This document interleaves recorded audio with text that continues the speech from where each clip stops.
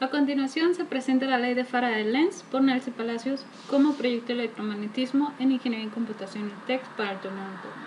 Como introducción tenemos que tomar las interacciones magnéticas.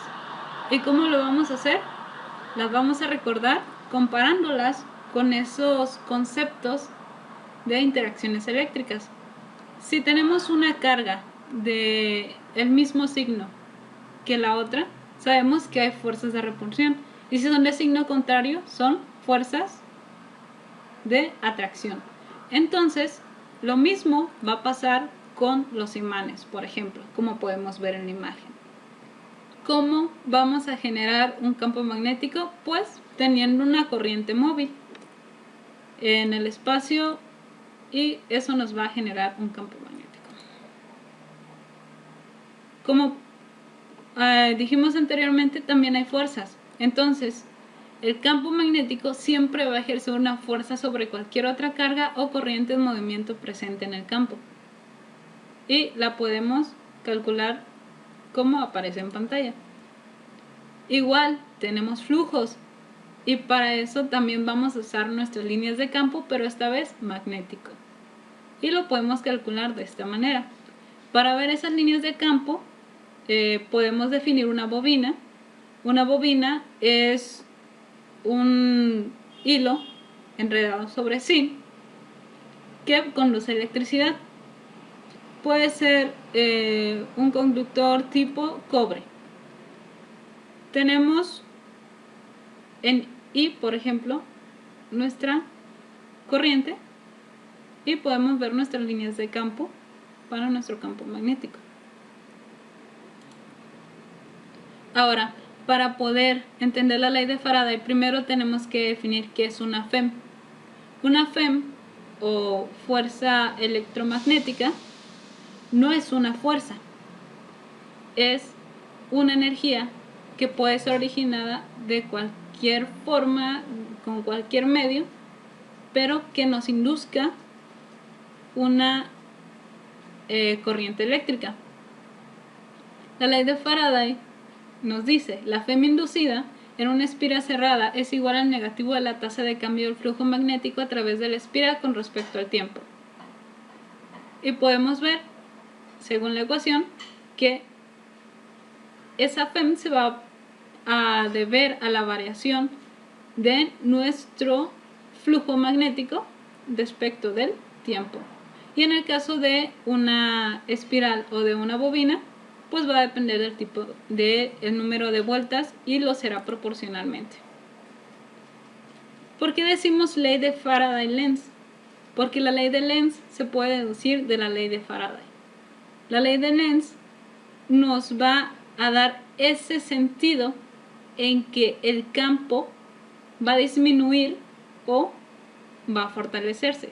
La dirección de cualquier efecto de la inducción magnética es la que se opone a la causa del efecto. En este caso, un efecto puede ser un imán moviéndose dentro de una bobina. En esta simulación observamos un medidor de voltaje, un foco y primero una bobina. Tenemos nuestro imán, aquí están nuestras líneas de campo.